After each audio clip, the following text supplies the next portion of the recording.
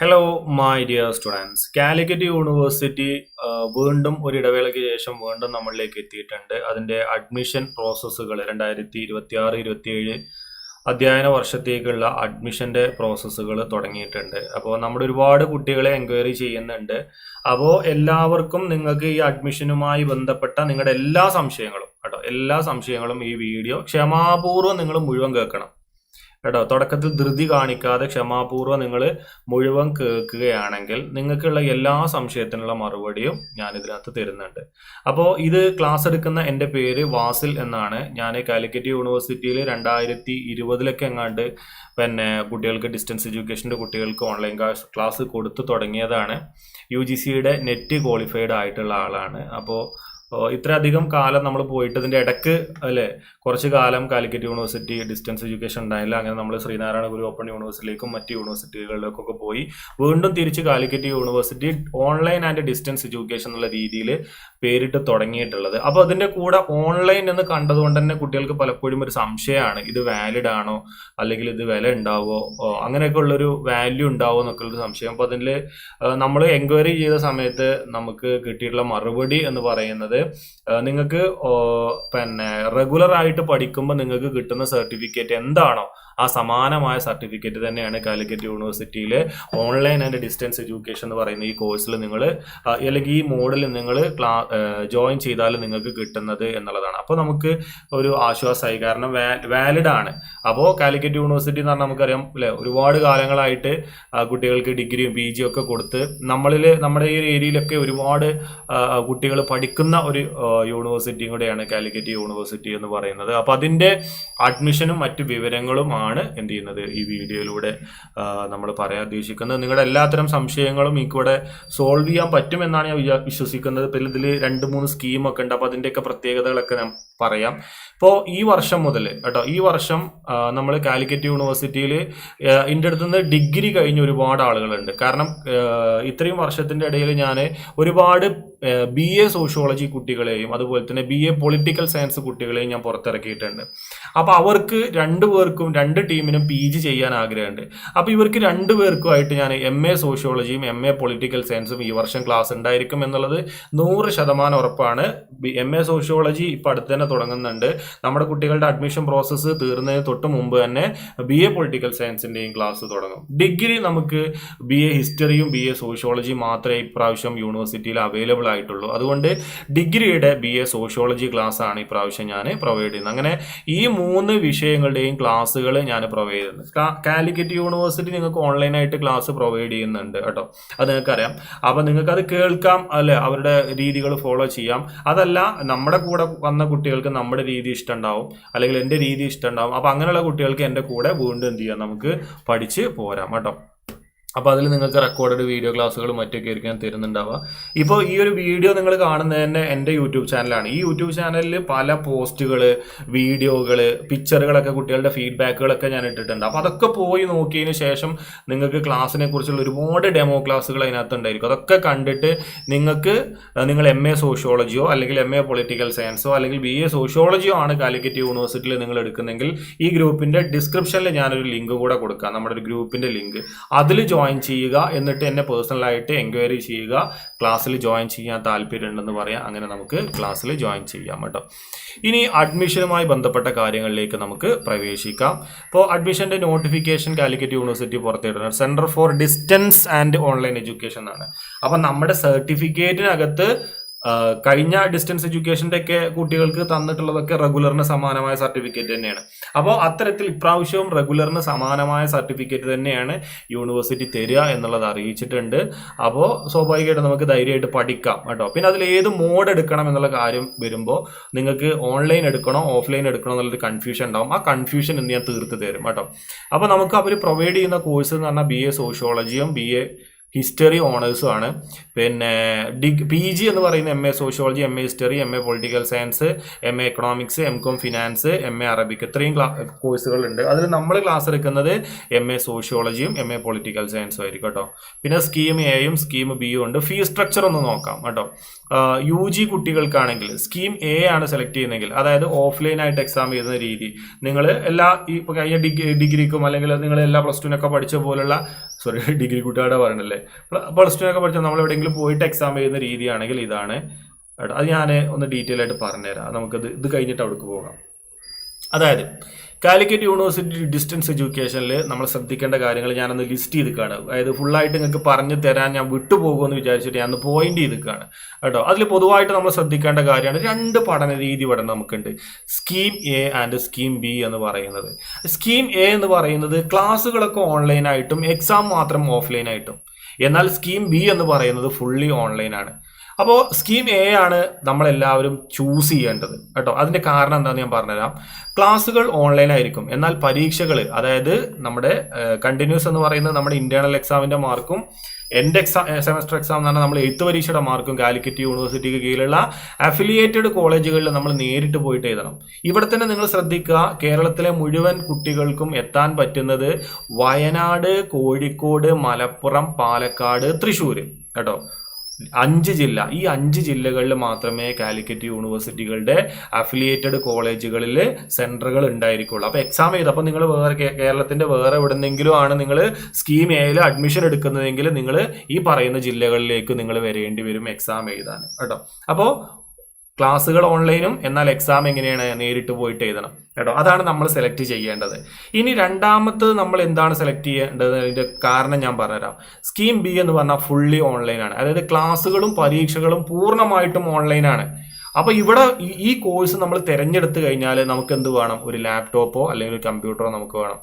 അതിന് web cam വേണം, mic വേണം, നല്ല സ്പീഡുള്ള ഇന്റർനെറ്റ് കണക്ഷൻ വേണം, അതല്ലെങ്കിൽ ഇതില്ലായിടത്തേക്ക് നമ്മൾ പോകണം കേട്ടോ. എന്നിട്ട് അതിലൂടെയാണ് നമ്മൾ എന്ത് ചെയ്യേണ്ടി വരിക, ഈ സ്കീം B എന്ന് പറയുന്ന രീതിയിൽ എഴുതാം കേട്ടോ. അപ്പോൾ ഇവിടെ ഒരുപാട് കൺഫ്യൂഷൻസ് നമുക്കുണ്ട്, നിങ്ങൾക്ക് തന്നെ ഒരുപാട് ഡൗട്ട്സുകൾ ഉണ്ടാവും ഇതെങ്ങനെ യൂണിവേഴ്സിറ്റി നടത്തുന്നുള്ളത്. അപ്പോൾ ഏറ്റവും നല്ലത് നമുക്ക് എന്താണ്, സ്കീം A ആണ്.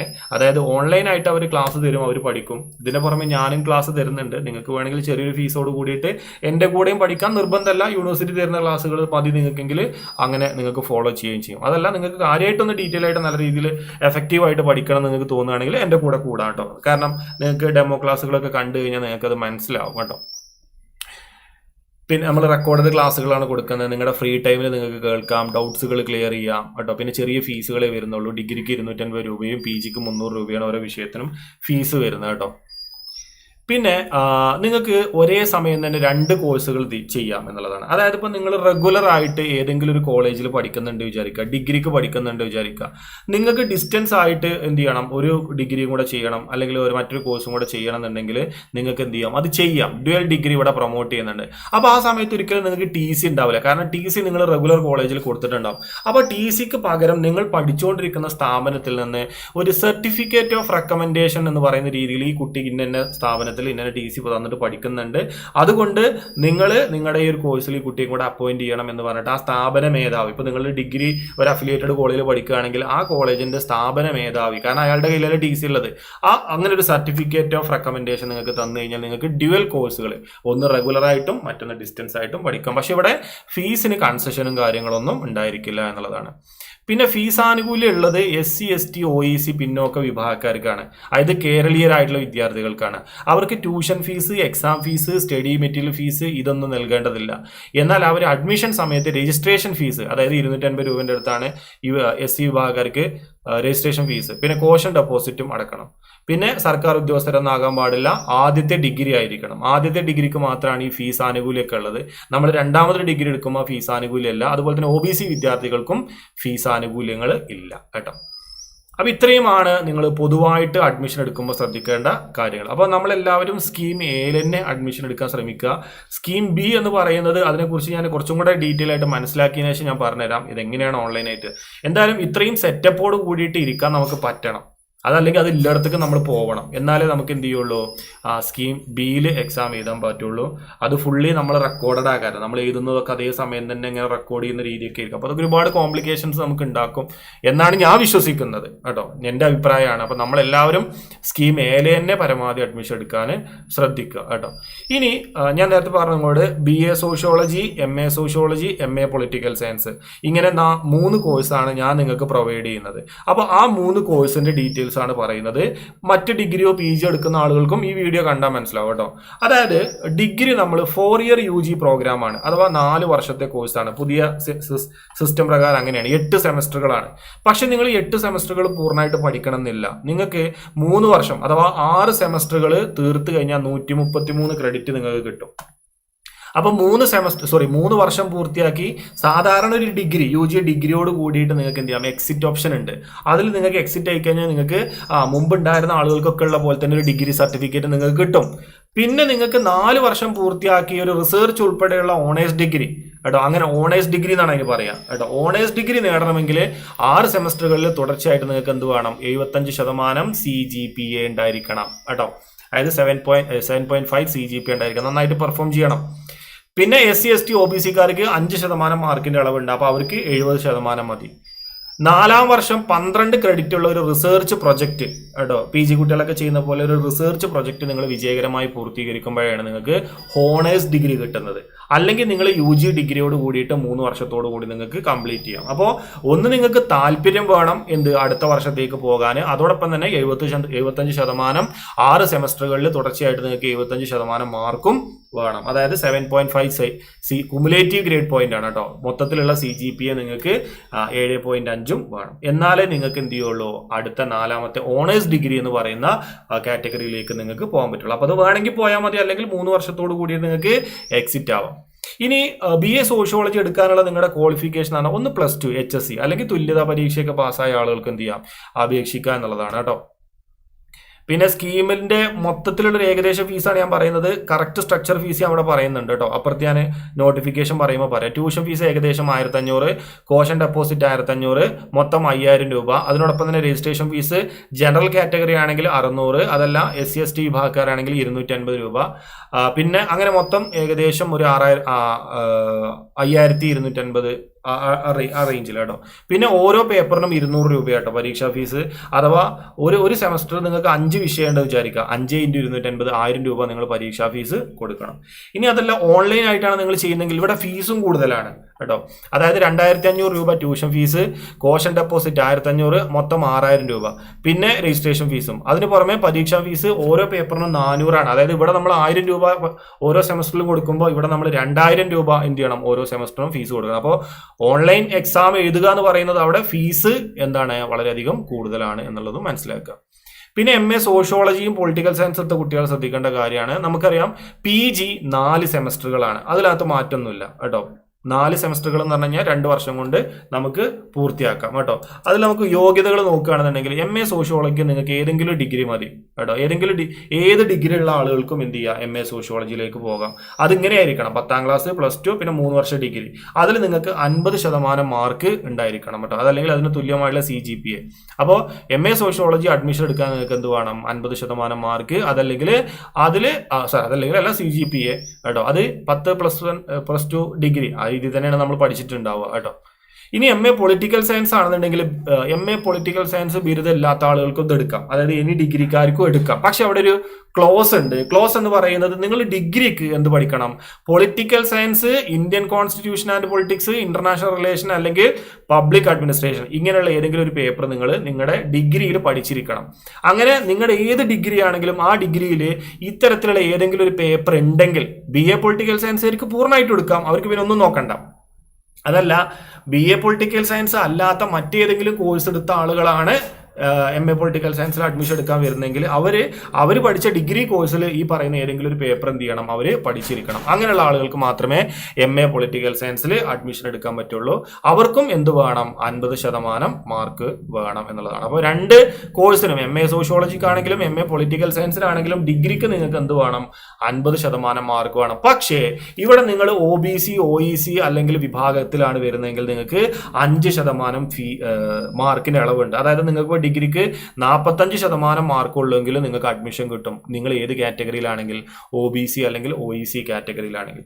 SC ST വിഭാഗത്തിലാണെങ്കിൽ നിങ്ങൾ ജസ്റ്റ് പാസ്സായാൽ മതി. നിങ്ങൾക്ക് മാർക്കിന്റെ ക്രൈറ്റീരിയ അവിടെ വരുന്നില്ല. നിങ്ങൾ ജസ്റ്റ് പാസ്സായാൽ തന്നെ നിങ്ങൾക്ക് എന്ത് ചെയ്യാം, അഡ്മിഷൻ എടുക്കും. അപ്പോൾ അഡ്മിഷന് നിങ്ങൾ എന്ത് ചെയ്തിരിക്കണം അല്ലെ, ഇവിടെ എനി ഡിഗ്രിയാണ്, ഇവിടെ എനി ഡിഗ്രി, പക്ഷേ ഈ ഏതെങ്കിലും ഒരു പേപ്പർ ആ ഡിഗ്രിയിൽ ഉണ്ടായിരിക്കണം. 50% മാർക്ക്, അതിൽ OBC വിഭാഗക്കാർക്ക് 5% മാർക്കിന്റെ ഇളവുണ്ട്. SC പാസ്സായാൽ മതി കേട്ടോ. പിന്നെ അവിടെയും PG നമ്മൾ ട്യൂഷൻ ഫീസ് മൊത്തം ഫീസ് നോക്കുകയാണെങ്കിൽ ട്യൂഷൻ ഫീസ് ആദ്യത്തെ സെമസ്റ്ററിൽ 2500 കോഷൻ ഡെപ്പോസിറ്റ് എന്ന് പറഞ്ഞാൽ നമ്മൾ അവിടെ അടക്കും, പിന്നെ അവർ തിരിച്ചു വരുമ്പോൾ തിരിച്ചു തരും, അതാട്ടോ. അപ്പോൾ നമ്മൾ എക്സാമിനൊക്കെ പോയിട്ട് അവിടെ എന്തെങ്കിലും അലമ്പാക്കി നമ്മളവിടെ എന്തെങ്കിലും നശിപ്പിച്ച് കഴിഞ്ഞാൽ നമ്മുടെ ഈ ഫണ്ടിൽ നിന്ന് എടുക്കാൻ വേണ്ടിയിട്ടാണത്. അപ്പോൾ അത് നമ്മൾ തിരിച്ചു വരുമ്പോൾ തരുകയും ചെയ്യും കേട്ടോ ഈ കോഷൻ ഡെപ്പോസിറ്റ്. അങ്ങനെ മൊത്തം ഏകദേശം 7000 രൂപയും ഒപ്പം രജിസ്ട്രേഷൻ ഫീസും വരും കേട്ടോ. സ്കീം ബിയിലാണെങ്കിൽ 3500, കോഷൻ ഡെപ്പോസിറ്റ് 2000 ഉൾപ്പെടെ 8000 രൂപ നിങ്ങൾക്ക് രജിസ്ട്രേഷൻ വരും. അപ്പോൾ PG അഡ്മിഷൻ എടുക്കുന്നവർക്ക് 7000 രൂപയും ഓൺലൈൻ ആണെങ്കിൽ അത് 8000 രൂപയാണ് കേട്ടോ. പിന്നെ പരീക്ഷാ ഫീസ് ഓരോ പേപ്പറിനും 500 രൂപയാണ്. അപ്പോൾ 4 പേപ്പറൊക്കെ മിനിമം ഒരു സെമസ്റ്ററിൽ ഉണ്ടാവും. അപ്പോൾ 4 × 500 2000 രൂപ. ഇവിടെയാണെങ്കിലോ വെറും 1000 രൂപ മതി കേട്ടോ. പിന്നെ അഡ്മിഷൻ പ്രക്രിയ പൂർണ്ണമായിട്ടും കാലിക്കറ്റ് യൂണിവേഴ്സിറ്റിയുടെ വെബ്സൈറ്റ് വഴിയാണ് ചെയ്യേണ്ടത്. അതിന് മുമ്പായിട്ട് നമ്മുടെ പാസ്പോർട്ട് സൈസ് ഫോട്ടോ ഉണ്ടായിരിക്കണം, 5 KB കേട്ടോ. അതായിരിക്കണം അതിന്റെ സൈസ് കേട്ടോ. പിന്നെ നമ്മുടെ സിഗ്നേച്ചർ ഉണ്ടായിരിക്കണം, ആധാർ കാർഡ് ഉണ്ടായിരിക്കണം, ഡിഗ്രി +2 സർട്ടിഫിക്കറ്റ്, TC തുടങ്ങിയവ ഉണ്ടായിരിക്കണം. പിന്നെ ABC ID, DEB ID എന്നൊക്കെ പറഞ്ഞിട്ടുള്ള ID കാർഡ് ഉണ്ട്. അതൊക്കെ അക്ഷയയിൽ നിന്ന് അവർ തന്നെ ഉണ്ടാക്കി തരും കേട്ടോ. പിന്നെ നിങ്ങൾക്ക് ഈ പറയുന്ന നമ്പർ നോട്ട് ചെയ്ത് വെക്കാം. ഇതിൽ കോൺടാക്ട് ചെയ്ത് കഴിഞ്ഞാൽ നിങ്ങളുടെ സംശയങ്ങൾ അവിടെ ദൂരീകരിച്ച് തരും എന്നാണ് പറയുന്നത് കേട്ടോ. ഇതിന്റെ പ്രോസ്പെക്ട്സ് കാലിക്കറ്റ് യൂണിവേഴ്സിറ്റിയുടെ വെബ്സൈറ്റിലുണ്ട്. അപ്പോൾ ഈ വെബ്സൈറ്റ് പ്രകാരമാണ് കേട്ടോ ഞാൻ ഈ പറഞ്ഞ ഡീറ്റെയിൽസുകളൊക്കെ ഞാൻ പറഞ്ഞിട്ടുള്ളത്. അതല്ലാതെ ഞാൻ ഊഹിച്ച് പറഞ്ഞതൊന്നല്ല കേട്ടോ.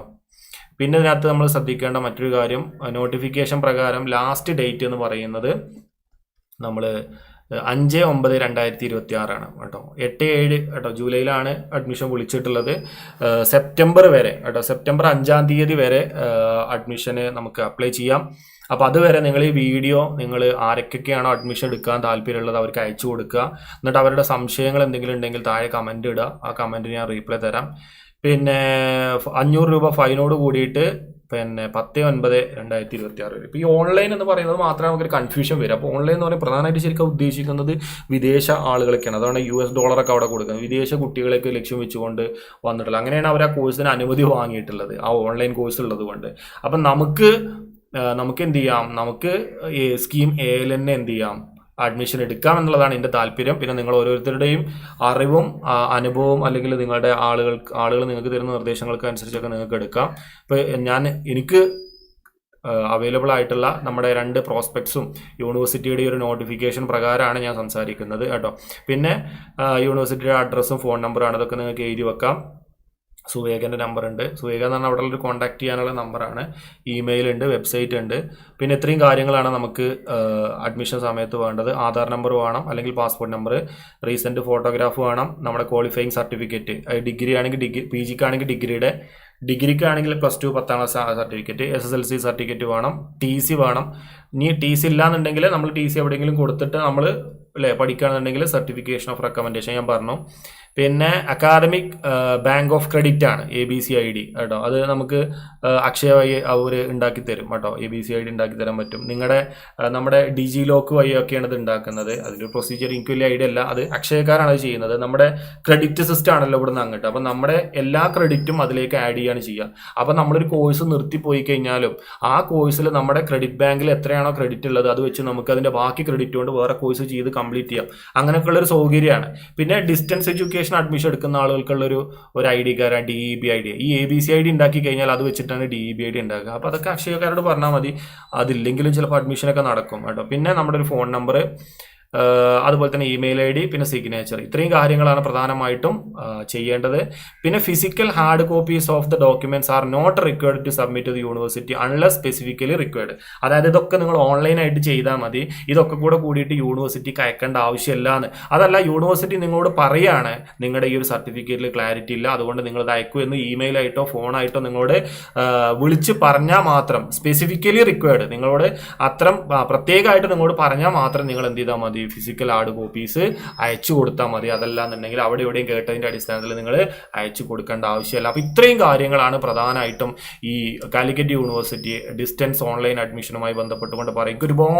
ഒരുപാട് കുട്ടികൾ, ഇപ്പോൾ ഞാൻ പഠിപ്പിച്ചിറങ്ങിയിട്ടുള്ള ഒരുപാട് കുട്ടികളുണ്ട്. അപ്പോൾ അവരൊക്കെ നിരന്തരം അവരുടെ റിലേറ്റീവ്സും അവരുടെ പിന്നെ സിസ്റ്റേഴ്സും ഒക്കെ അഡ്മിഷൻ എടുക്കാൻ താല്പര്യമുണ്ട് എന്നൊക്കെ പറഞ്ഞ് ഒരുപാട് എൻക്വയറി ചെയ്യുന്നുണ്ട്. അപ്പോൾ അവരോടൊക്കെ ഒരു പിന്നെ അവിടെ ഇവിടെ ഇല്ലാത്ത കുറേ മറുപടിയാണ് ഞാൻ അതുവരെ കൊടുത്തിരുന്നത്. അപ്പോൾ കൃത്യമായിട്ടുള്ളൊരു മറുപടി എന്തൊക്കെയാണ്, എങ്ങനെയൊക്കെയാണ് എടുക്കേണ്ടത്, ഈവൻ ഡിസിഷൻ അടക്കം, അതായത് സ്കീം എ എടുത്താൽ മതി എന്നുള്ള ഡിസിഷൻ അടക്കം ഞാൻ പറയുന്നുണ്ട്. പിന്നെ കാലിക്കറ്റ് യൂണിവേഴ്സിറ്റിയിൽ നിങ്ങൾക്കുള്ള കൺഫ്യൂഷൻ, ഓൺലൈൻ ഡിഗ്രി എന്നുള്ള സർട്ടിഫിക്കറ്റിൽ കാണും എന്നുള്ള പേടി ഉണ്ടായിരുന്നു. അപ്പോൾ യൂണിവേഴ്സിറ്റിയുടെ ഭാഗത്ത് നിന്ന് അൺഒഫീഷ്യലായിട്ട് അറിയിച്ചിട്ടുള്ളതാണ് എന്ത്, ഓൺലൈൻ ഡിഗ്രി എന്നുള്ളത് സർട്ടിഫിക്കറ്റിൽ കാണിക്കില്ല എന്നുള്ളത്. അവർ അൺഒഫീഷ്യലാണ്, ഒഫീഷ്യലല്ല, അൺഒഫീഷ്യലായിട്ട് അവർ അറിയിച്ചിട്ടുള്ള കാര്യമാണ്. അപ്പോൾ അതൊക്കെ നമുക്ക് വലിയ ആശ്വാസമാണ്.